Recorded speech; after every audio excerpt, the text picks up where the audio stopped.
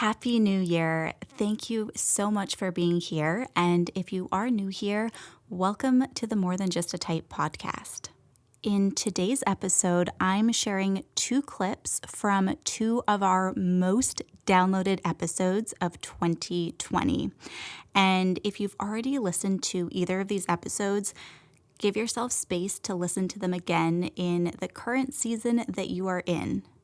We are changing and evolving every single day, and you might take away something different or hear something in a new way that maybe you didn't hear before that will support your journey wherever you are currently.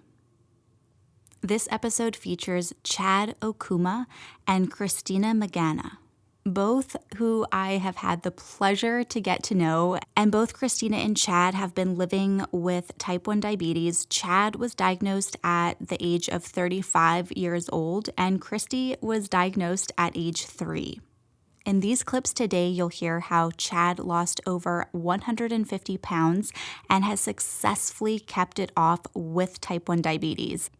And he shares some really, really good tips on how to successfully achieve your weight loss goal with type 1 diabetes. Christy is currently on her own fitness journey, and she is also one of the members in my fat loss program. And in this clip, she shares some really, really great tips when it comes to exercise and dieting with diabetes and how to stay on track with nutrition so you don't fall off the wagon. These clips today are incredibly inspiring, and if you're on your own fitness journey or thinking about getting started and you want to lose weight, then you're especially going to find these episodes super beneficial. I'm going to link to the full clips to these episodes in the show notes of this episode today, just in case you want to listen to the full episode of either of these clips, because I'm sure once you get a taste, you are probably going to want to listen to the whole episode if you haven't already. If you enjoy this episode today and it inspires you in some way, please take a second to rate and review this podcast. You can do so by scrolling down on whichever platform you're listening to this podcast on and tap the stars to rate the podcast, and then click to leave a quick review and let me know what your biggest takeaway is from this episode today. When you take the time to rate and review the podcast, it helps to expand the reach of this podcast, and it makes it possible for other people to find this show and benefit from listening to this content as well. And if you haven't yet subscribed to this podcast, please take a second to subscribe, because that way you won't miss out on upcoming episodes and bonus content. Thank you so much for your support of this show. Welcome to the More Than Just a Type podcast, a place where we explore what it takes to live your best life. I'm your host, Taja Cato, expert in type 1 diabetes and fat loss, entrepreneur, and lover of all things fitness and personal development. Each week, we'll bring you a tangible tool, tip, or insight that'll inspire you and empower you to take action, achieve your goals, and live your best life. I was diagnosed at age 35, I'm 38. Okay. So When's your birthday? May. So I was diagnosed right around my birthday, 3.5 years ago. But the weight loss, and it was the diagnosis was so confusing, and it was almost like ironic in a sense, because I started my weight loss journey when I was about 26 in 2007. I had been heavy for a while, like through college, maybe like 4 or 5 years, and I'd struggled with my weight my entire life. I remember getting kind of, heavy around 4th grade, and, junior high was rough. The beginning of high school was rough, but then I kind of grew out of it a little bit toward the end of high school, after like when puberty hit, and I kind of stretched out a little bit. And so I was always athletic. I was always active, but just struggled with my weight. It was a huge burden that I carried around for a long time. And for so many reasons, I wanted to lose weight. But finally, the straw that broke the camel's back was in 2007, right around my birthday in May. I was called up by a friend and asked to go with him to his bachelor party with a bunch of people who I didn't know. He was the only person in this group of guys that we were going to go with that I knew. And I was so uncomfortable with the idea of going somewhere with all these people, and I don't mean to fat shame or anything. This is just my experience, but I was so uncomfortable with how big I was and being that guy that I thought people were looking at or making fun of everywhere I went. And just for some context, I'm about 5'10", and at the time I weighed about 300 to 335 pounds at my biggest. I was 335 pounds. And so, go ahead. Sorry, I was just going to say, because you lost like 150 pounds, right? Yeah. So in total, it's even been more than that. But as of my weight right now, yeah, it's about 150 pounds. I'm about 185 now. Okay. So yeah, I got invited to this bachelor party, and I didn't want to go, but I had to. So I set a goal for myself, and I told myself that I would lose 50 pounds by August. So May, June, July, August, 4 months I had to lose 50 pounds before I went to this bachelor party. And I knew enough about exercise from, playing baseball and being in high school sports to exercise, but I didn't really know much about nutrition other than just the standard stuff that you hear from people, or that you hear growing up. And so I went for it, and I worked as hard as I could and tried to eat a little bit better. And I remember I woke up on the day that I was supposed to go to that bachelor party, did my workout and weighed myself, and I was a half a pound or so off from that 50-pound goal that I had set. And my friend was on his way to pick me up. And so I put on my sweats and I just started running up and down my stairs in my condo until I sweat out a half a pound, and literally jumped in the shower and got in the car and went to the bachelor party. Oh my God, that's amazing. And that started like the momentum. That's what got me going. Yeah. Like, talk about goals, right? Like, that's such an achievement. Yeah. So that was huge. And I think it was huge in a couple of ways. One thing that I didn't realize that I was doing at the time was setting a shorter term goal. Like I had always wanted to lose weight. I had always wanted to be in shape, but I was looking at it like it's this thing that's just so far away. I was over 300 pounds, and I wanted to be 180 pounds or 185 pounds. And I mean, when you're looking at it that way, it seems insurmountable. It's almost impossible. And I think that creating that short-term goal is really one of the things that led to the success, that snowballing success that continued on going forward. That's amazing. Because I was going to say too, like, just so many people who I talk to, one of the hardest things that it seems like they face is just the motivation. And it's not even just like getting motivated, but then staying motivated, like once they get started, Yeah. And do you know who David Goggins is? I don't.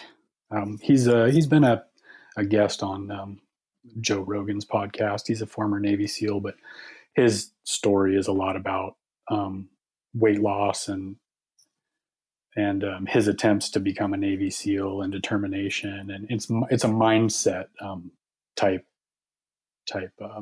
book that I listen to while I run. And he says things like, it's not about motivation. Motivation is not always with us. It's a mindset. Mm-hmm. And I believe that, but we still need motivation. And I think that the only way that people are really going to succeed is if they can find that motivation like in themselves. If you're doing it for yourself, you can't do it for anyone else or any other cause or any other reason. You really have to want it for you. And you have to be honest with yourself about that, I feel like. Yeah, that's such a powerful thing too, because I think a lot of the time that's, people will look at other people for the motivation, but you're so right. It has to be something that like, other people can inspire you, but you have to find it in yourself to actually stay motivated. for What do sure. you feel like for your personal journey is like what helped you find that motivation for yourself, do you think, when you look back? You know, I think that, like I said, you have to be honest with yourself. And I think what it was one day I just really decided to be honest with myself. You know, I didn't want to say things like, oh, I want to be, thin or in shape Mhm. to look good. But I do. Like, I want to look Yeah. good. That makes me feel good. I do want to be healthy, and I do, want to be able to participate in activities and sports. But I was embarrassed. I mean, I would avoid certain restaurants because they had chairs that had arms on them, and I would have to squeeze into the chair to sit down, and that was embarrassing for me. I mean, I didn't want to. I didn't want to live like that anymore. I didn't want to go places and be with friends and do things like going to a bachelor party, which is supposed to be awesome, Yeah. because I was embarrassed. Yeah, that's so amazing too, like so inspiring that you made it happen for yourself and how you did it. Like that's so awesome when you look back. Thank you. Because I'm sure there's so many people that feel the same way, but they're probably stuck in that place of like, I don't know if it's possible for me, or they're looking at the long game, like how you were at the beginning.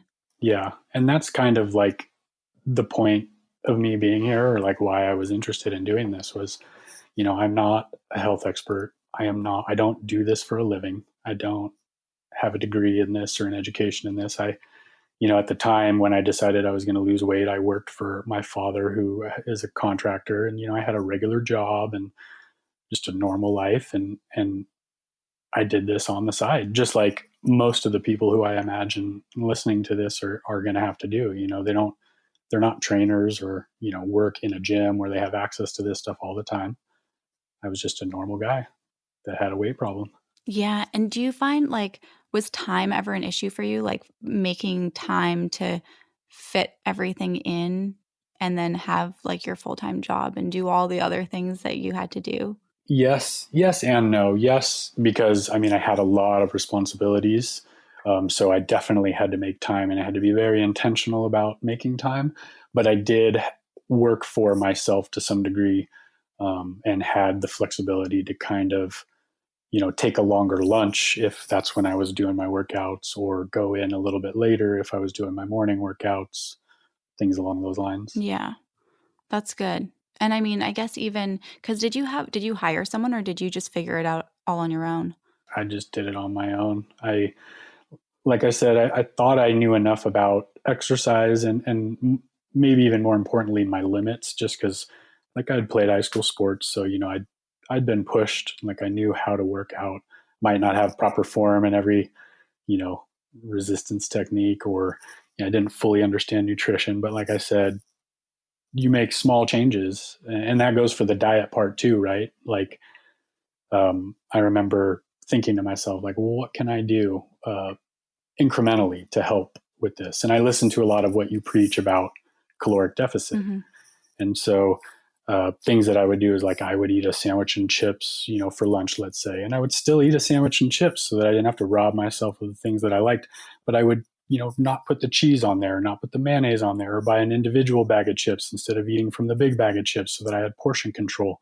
Just little adjustments that I was okay assuming as part of my lifestyle, instead of having to tell myself I'm on a diet, if that makes any Yeah, sense. that makes total sense. And that's also such a important thing because I don't do you think that a lot of people will it's like they'll be like, "Okay, I wanna lose weight," and then they'll cut out all the things and try to stick to this, like, really, healthy diet, but it's not sustainable because no one wants to eat salad all day, every day, right?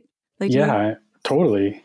And I did that. I failed so many times for that reason. You hear about a diet or something, a workout or something that someone's doing, and they tell you how you can, drop a bunch of weight in this super short period of time.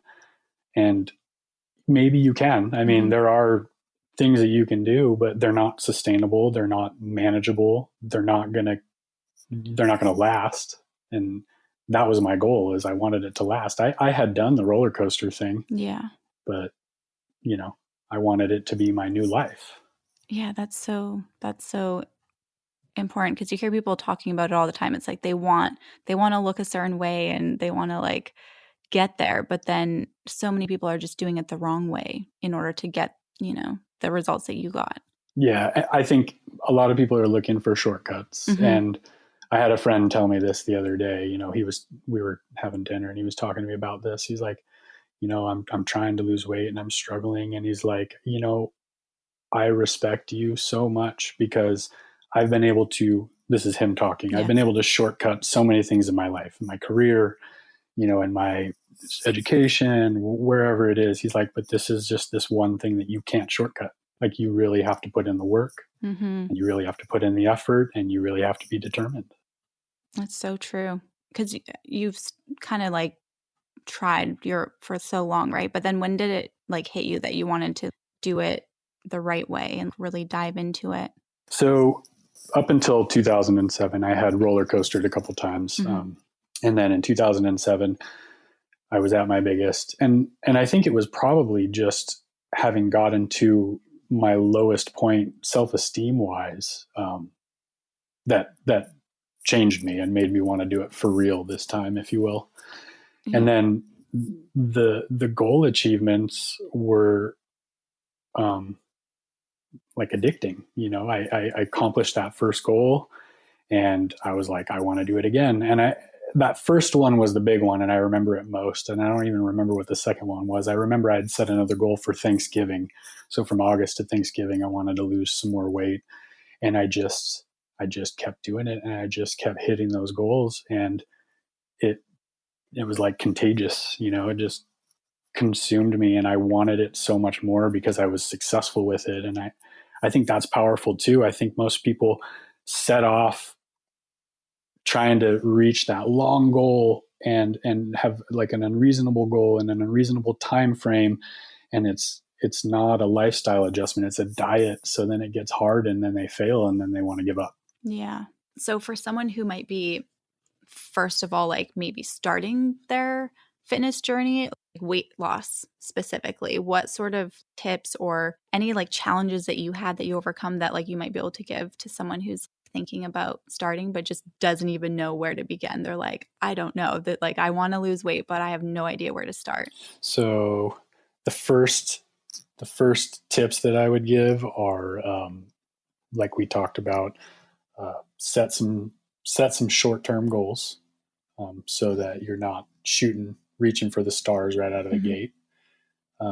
Make small changes, change your lifestyle entirely and make small changes so that they're manageable things that that you can live with for a long period of time. Don't be afraid to take breaks and cheat and take some time off of that lifestyle, as long as you know that you can get back on track. And use activities that you enjoy for motivation. Like if you like mountain biking or swimming or surfing or whatever it is, set goals working toward those activities.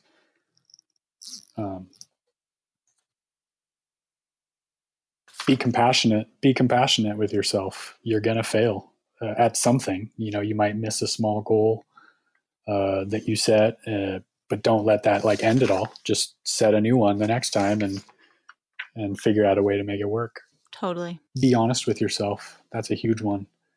You have to do it for you. You can't do it for anyone else or anything else. Yeah. Those are for anyone getting started, those are the things that I would take into consideration. And then specifically for the type 1s, I would say, find a routine that works good for you, and be sure that you're on top of your management as much as possible, because one of the things that will set you back is the hypo snacks. I mean, that's a big one for me. Me too. I go low and I just start slamming anything that I can to feel better. And I mean, who knows how many hundreds of calories that can be at a time sometimes. Yeah. So be aware of that. Quickly interrupting this episode today because if your goal is to lose weight, then I don't want you to miss the chance to enter to win my fat loss program.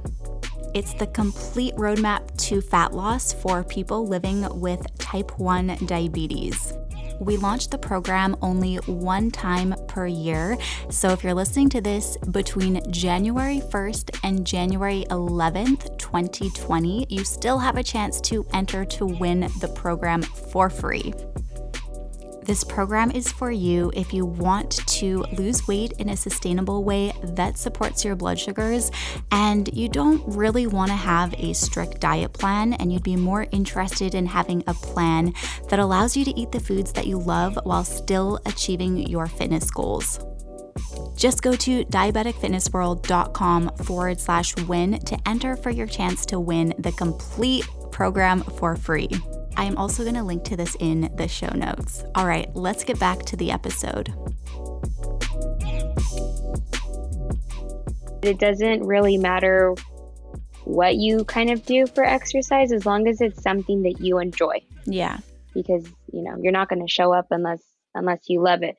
But more on the nutrition aspect and diabetes management portion, I think what was challenging was I was trying to perfect this disease and not educating myself enough on it. Yeah. That's something that so many people I think can relate to because I've even been there too and felt like shit because I'm not being perfect. Mm-hmm. I would rely on my endocrinologist a lot to make decisions for me, like pump wise. These are going to be your settings.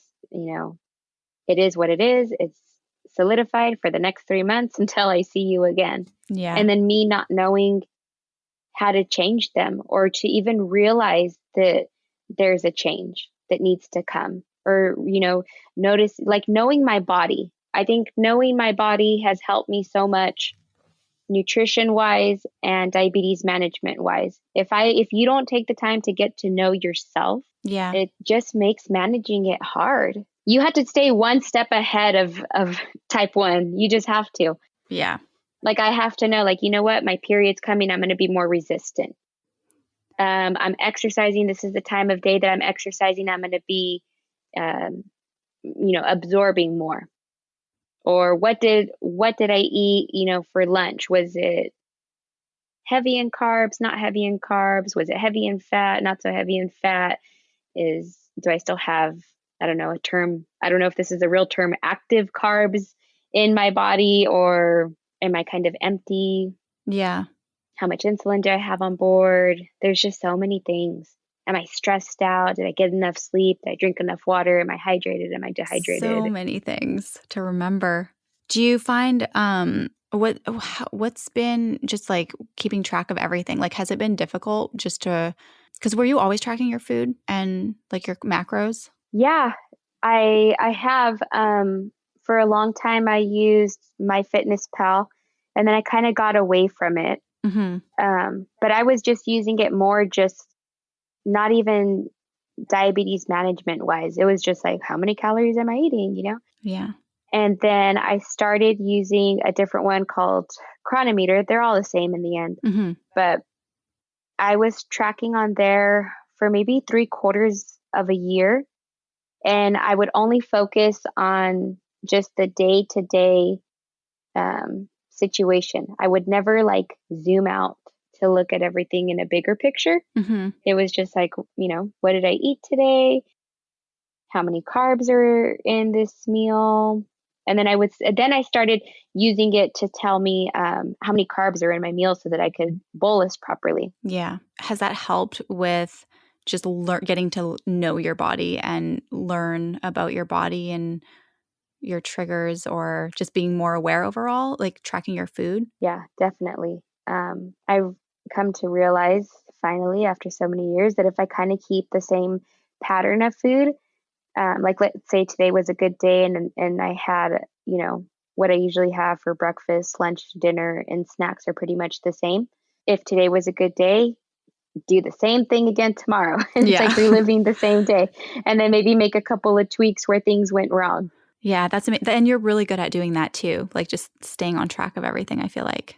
Thank you. Yeah. Is there like, have you always been I don't even know what the word is, but like so good at staying on track? Or was that something that kind of built up over time and just being more aware with things? Because I feel like so often people will, they'll be like, all right, I'm going to track my food, and then they'll start tracking, but then a week goes by and they'll just kind of like fall off the wagon. And then I don't know, it can be hard for people. When it happened over time, it didn't happen overnight. And when my priorities changed, that also helped. So, and I'm not saying that any tracking app is better than any. I just refer to them this way because this was a time period in my life. When I was using MyFitnessPal, I was using the free version. I wanted to track my calories, did what you said. It would be solid for, I don't know, not a week, maybe a little bit longer, like a month and a half. And then before you know it, you're eating something bad and you don't feel like tracking it because you don't want to come face to face with whatever bad meals you've had consecutively. And then before you know it, you're not tracking anymore. Yeah. When I started using Cronometer, it was a little bit cheaper than MyFitnessPal. My boyfriend uses it, so he's a big reason why I guess I use it, because he knew like the ins and outs of it, and I don't know, liked it for certain reasons. So I paid for it. Yeah, it's more complex, isn't it? A little bit, or no? Or is it just because it has your micronutrients in there too? I think because it has the micronutrients, It kind of like gets down to the nitty gritty of whatever you're consuming. But when I unlocked the paid version, I wasn't tracking my food. My purpose was no longer tracking it to see, like, let's see how many calories I eat, because I knew that I needed to be conscious about it if I wanted to lose weight, like way back in the day when I still didn't know everything that I, know now. Now I don't necessarily use it. I mean, I do, but I don't. But my main priority for tracking every day is because in the paid version, let's say I add multiple things under the lunch section. Mm-hmm. It'll add up my carbs for me. Where before I had the paid version, I'd have to go to each individual item, and then there I was with my calculator, adding it in one hand and then looking up everything in another hand. And it was just too time consuming. Yeah. Even though it probably really isn't that bad, but I'm dramatic. But I want to know now. Once you have because I had the paid version of MyFitnessPal for a bit, and then I downgraded, Mm-hmm. but it was hard to get used to just the extra time it takes to manually calculate everything when it's just right there. So I get what you're saying. Yeah, so it was just faster. I input everything, and then you get to choose what you want it to add up. It could be like what you wanted to say, your total fat, your total carbs, your total calories just for the meal, whatever. So of course I pick carbs. So I just put everything in. It does the math for me. I go and I do my bolus. So my purpose changed. So it is not hard for me, I guess, to get off track with that, because although I needed to know how many calories I'm consuming in a day, my priority is I need to know how many carbs are in each meal. Yeah. I would say to say that I'm going to fall off the wagon of tracking, I don't think so, because now I rely on it for that. So I know what to bolus. Yeah, that's so helpful. That's such a good trick too. Use it for fitness, Mm-hmm. but then also for your health. Mm-hmm. Started your weight loss journey, to be exact. Oh God, it seems like forever. Yeah. My whole adult life feels like. I think I've always been somewhat aware, but I never fully educated myself on it. It would just kind of be like whatever new fad came around, and so-and-so's cousin lost, a couple jillion pounds doing this, and maybe it could work for me too. Yeah. I feel like I can It's totally always relate just to that. been like that. Yeah. And then I would switch too much. I'd go from one fad to the next fad within like a month. Yeah, I can totally relate to that too. And then it's like, why isn't this working? Yeah. Oh, so this one's not working fast enough. Jump to the next one. Yeah, exactly. Oh, yeah. It's crazy. And not to mention, that probably wasn't great on the blood sugars.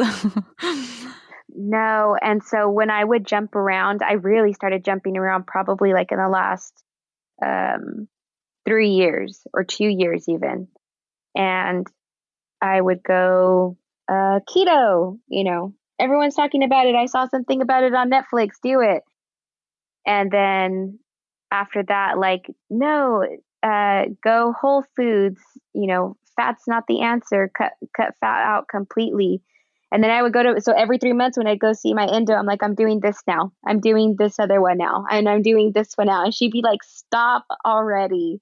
And she would always tell me, like, you have to eat a balance of everything. You cannot cut your fat out 100% or close to 100%. And she would talk and say like, oh, you need it for your hormones and this and this and that. And I would just smile and nod.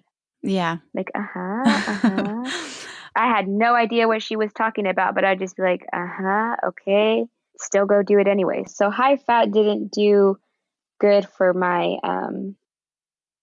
insulin resistant wise. Yeah. And then I'd be like, okay, forget that one. And then it'd be like, just do Atkins. It's still low carb, but you don't have to go so high in fat.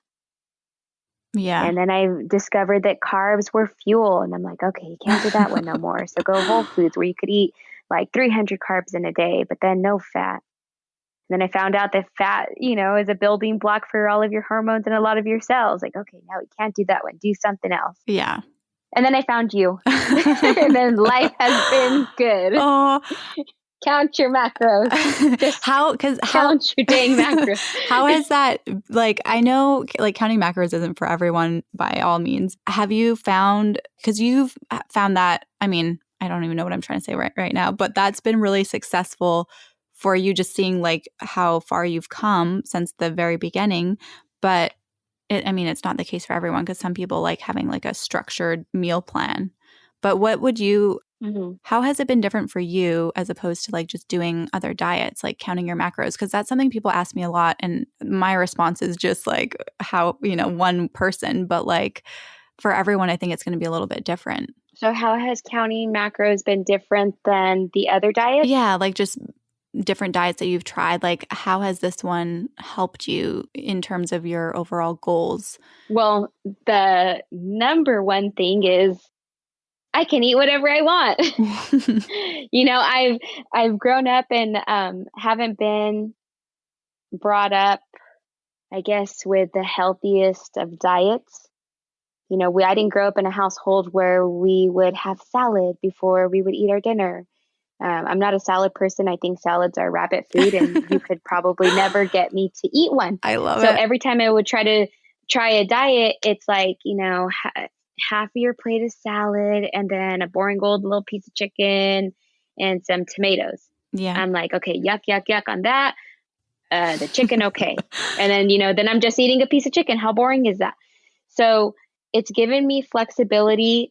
I guess, I don't know, maybe I am a picky eater. My parents always said I was a picky eater. I do eat vegetables now.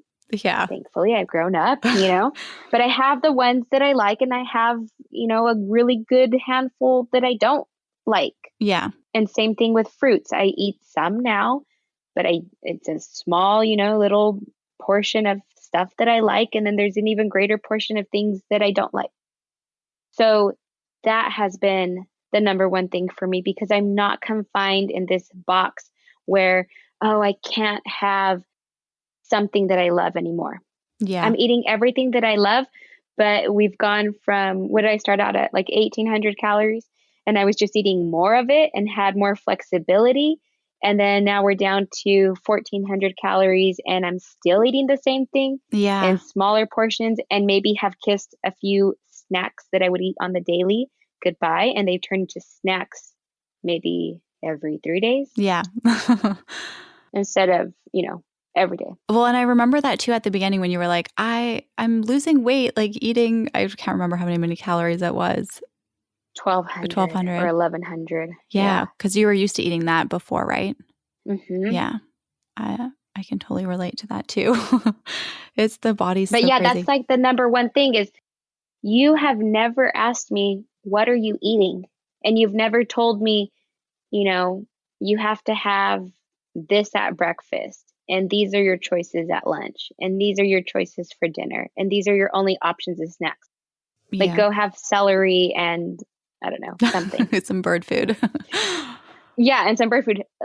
I'm not sorry. It's just not me. I'm not going to do it. Like, and yeah, because I feel like I'm a lot like you in that sense too. Whereas like other people, I mean, they like having a plan. But as soon as someone tells you you can't eat anything, like a certain thing, does it make you just want that thing even more?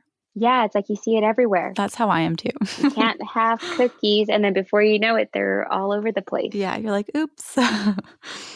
So now I just plan. And then before, so I was counting calories, but I would only focus on what I was doing every single day. I think I just didn't know how to like look at the whole picture. And now that you got me looking at things on a weekly basis, which I thought was very hard to do, but you taught me how to do it. Now that I look at things on a weekly basis, I plan things out now. So since I'm a planner, I always have to know, okay, here's my week. What do I know that's coming? There's a staff party at work. There's a Christmas party on this day. Someone's birthday is on that day. And so I can already, kind of go into the week knowing I'm going to need more calories here, here, and here.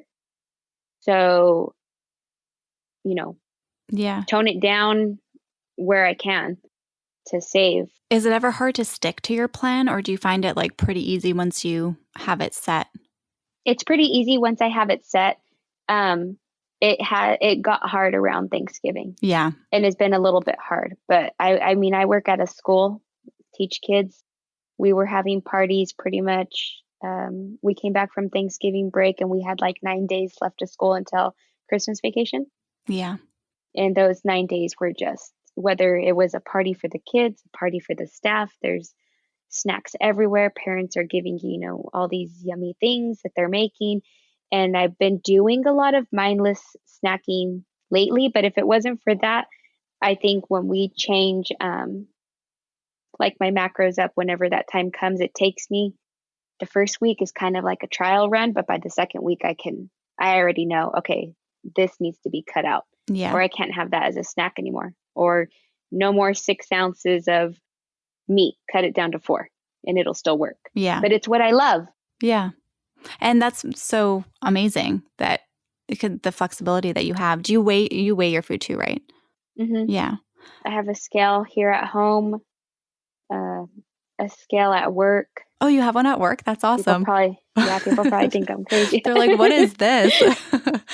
And even though they're not maybe extremely environmentally friendly, I use Ziploc bags, but I try to reuse them as many times as I can. Yeah. And I will literally count out a serving size of, I don't know, say something, and stick it in the Ziploc bag so that I don't like overeat. Yeah. That's so amazing. Mm-hmm. These are like such good tips for people. I feel like, how do you stay motivated? I think that's just such a big thing. And you're so like on it. And I love how, because you can be completely honest with yourself and be like, I was mindless snacking a little bit. But whereas some people are like, shit. And they try to like just pretend like it didn't happen. But it's like, but how do you stay just so motivated to like be on track? I think a lot of my like just staying on track and being motivated comes from what I put in my head, like my mind space. Yeah. Every morning when I'm getting ready, like for work and I'm doing my makeup, I used to listen to the news. I don't listen to the news anymore because I don't have cable anymore. And now I listen to podcasts. Yeah. So a podcast every morning. Every Monday, a new podcast comes out from this really popular CrossFit coach. His name's Ben Bergeron. Mm-hmm. And I really like what he has to say. He's just so motivational, and he just has so many good things to say. I love listening to his podcast. So every Monday, that's what I'm listening to when I'm getting ready for work. every Tuesday and Thursday, I'm listening to your podcast. Oh, Wednesday and Fridays, kind of just like a toss up. Sometimes I'll listen to one from The Office. I don't know if you've ever watched The Office. no, I've watched But- it. Yeah. But I didn't know they had a podcast. They had like a behind the scenes Oh, cool. of each episode. So sometimes it's that, and other times it's anything else that I can find related to either diabetes, like the Juice Box podcast. I've listened to that. What was the first one again? And there's I'll link to it. I'll link to it in the show notes so that, because motivation, I feel like, is such a huge thing for people. His name is Ben Bergeron. Okay. I'm pretty sure I'm saying his name right. And his podcast is called Chasing Excellence. Awesome. I love it. Then there's another one called The Flexible Dieting Lifestyle, Beyond Macros. Yeah. So I just search anything that could be related to that, and audiobooks.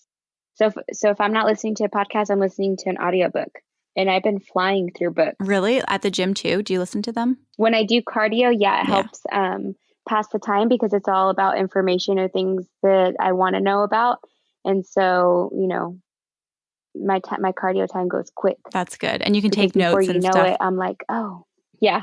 So I like listening about athletes and like how athletes persevere and overcome different challenges and obstacles and pushing themselves to the limits, and a lot of stuff like that. A really good book that I just listened to was from Rachel Hollis, Oh, The Girl Wash Your Face. I don't know if you've ever read that I book. haven't read it, but I've heard so many good things about it. Yeah, that one was really good. A couple of like famous CrossFit athletes that I enjoyed watching have books too, so I'll listen to them. There's some diabetes ones that I'll listen to. How Champions Think. So much good How to stuff. Sleep Smarter. Yeah, just good stuff. So every morning, that's how I start my day. And so every morning I'm like, especially the one with that CrossFit coach, Ben Bergeron, and the Chasing Excellence, he might talk about how to fine tune, the little things. And he'll talk about sleep, or he'll talk about how to get back on track when you fall off track, or just little things, or even yours. Like sometimes I swear when you come out on a Tuesday or Thursday, you're talking to me. And then it'll just remind me like, oh yeah, I'm not drinking enough water. Yeah. And then that'll be like my little purpose for the day. I love it.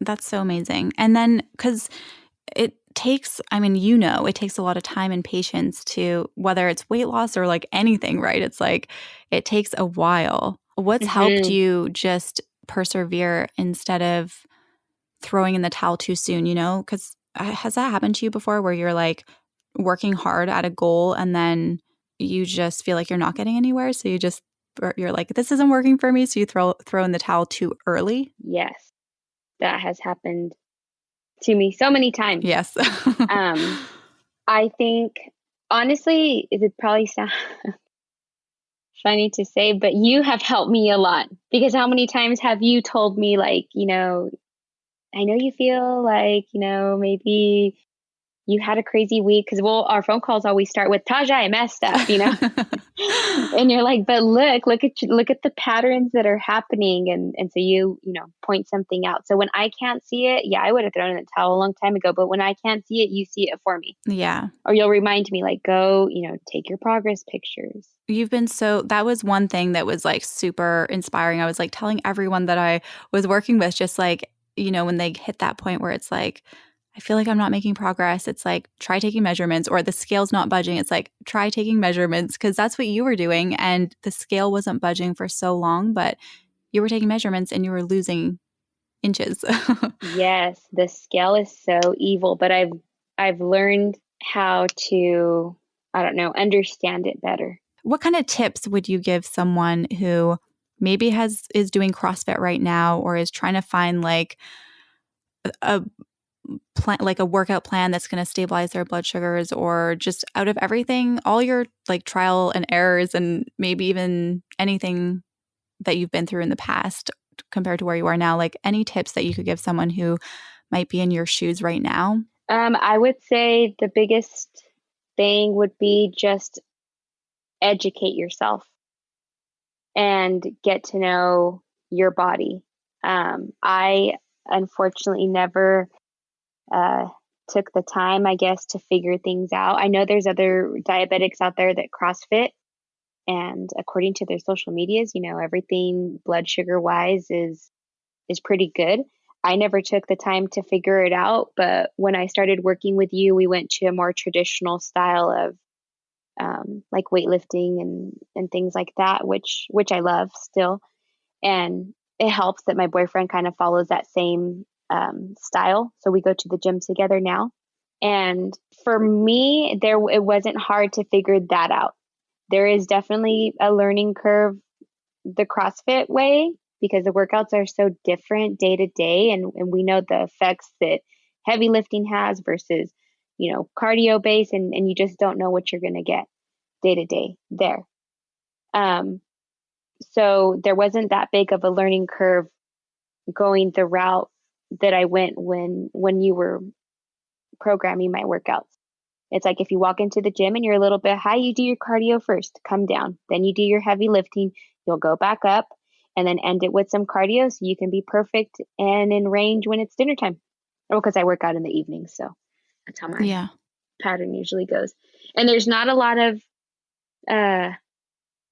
guesswork to be done. It's pretty straightforward. Yeah. But like working out. But you got to educate yourself and you have to know your body. I totally agree with that. That's so important because just thinking back at the beginning of my fitness journey too, it's like that was kind of the only thing that helped me like know what was going to happen. Mm-hmm. And having a CGM, I mean, I don't know if there's any diabetics out there who are not on a CGM, and if you can get one, get one. It is a game changer. Totally. You have Dexcom, right? Yeah, you do. Yeah.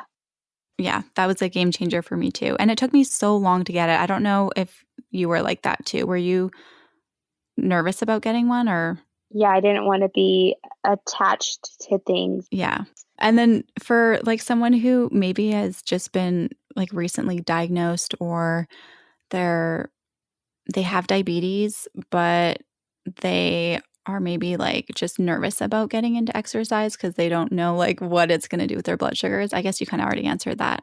But for someone who's just been diagnosed, it's like what tips would you or steps would you give them for just managing their health and being able to like feel a little bit more in control, even though they're not always, I guess, right?